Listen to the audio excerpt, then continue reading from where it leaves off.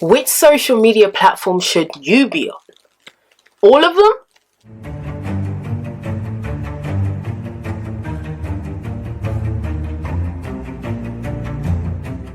Well, one thing's definitely for sure.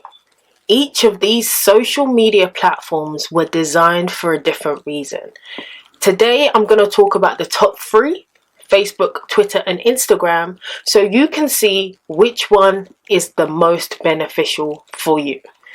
Now, usually I prefer it when creatives have a presence across all platforms, right? Because if they're present across all platforms, that means that they can reach people on all of these platforms with their work, etc. However, when it comes to building a brand, it's really important to understand what each platform was designed for so you can really get the most out of it. Okay, so I'm going to talk about the big brother first, Facebook. It seems like Facebook has been around forever, but it was actually only just launched in 2004.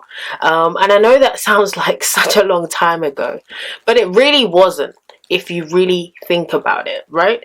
Facebook is great, and it's great for a number of different reasons. But the most important reason that Facebook is great is because it was built for community, right?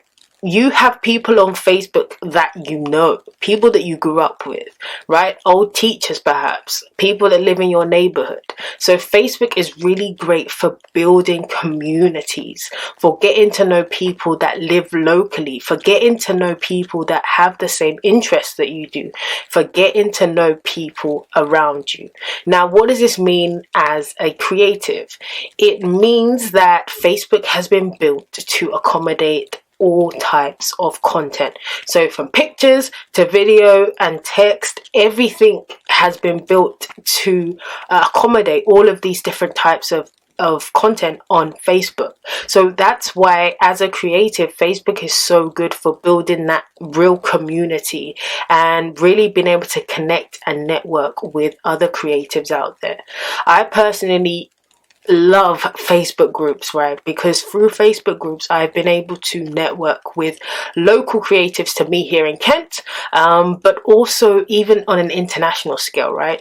Because Facebook is one of those things that everyone has a Facebook group, everyone has a Facebook account, so it's really important to understand that the intention of Facebook is for community, is for growing your network and growing your brand and communicating with people. Now, if we switch to talk about Twitter, which was, born in 2006, Twitter is not so much built for community as such, right? Twitter is for short snippets of information or anything that you just want to share and put out there, right? Because it's so quick, we often miss it, right? I mean, how many tweets do you see scrolling down your feed for 5 minutes? I mean, you see so much information in that short space of time. So it's really hard to grow a community on Twitter because it is such a fast-paced environment, whereas Facebook is a whole lot slower. It's got 15-20 minute videos on there, and people are actively engaging in different groups on different topics, right? But Twitter isn't built that way, and so it's really important that as a creative you understand that, and you use Twitter accordingly. Instagram, on the other hand, is probably the creative's favorite. Creatives love using Instagram because it gives them an opportunity to show off their work, right? So when people come onto Instagram, they're expecting to see something visual. They are expecting to see videos. They are expecting to see photos. They're expecting to see a lovely piece of work. People already come to Instagram with that expectation. So as a creative, often a lot of you guys use that as your portfolio or a way to share with others the work that you do. That's all lovely and good, but as you can see, these different platforms all have different uses, and because they have different uses, that means that you need to understand how you're going to use them and how you're going to get the most out of them.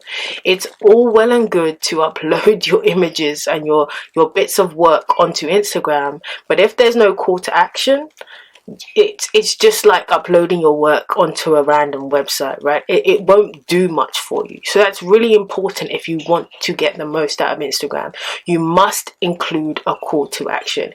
If you want to get the most out of Twitter, then you need to be current, and you need to have an opinion on things that are happening, right? And you need to be able to think of really original thoughts and authentic thoughts that are unique to who you are as a creative. And if you want to be successful on Facebook, then you need to be 100% committed to engagement. Okay, so those are the ways in which you can get the most out of each social media platform. So as you begin to plan your social media strategy for this year, be sure to know the strengths and weaknesses of each platform and how best they can benefit you.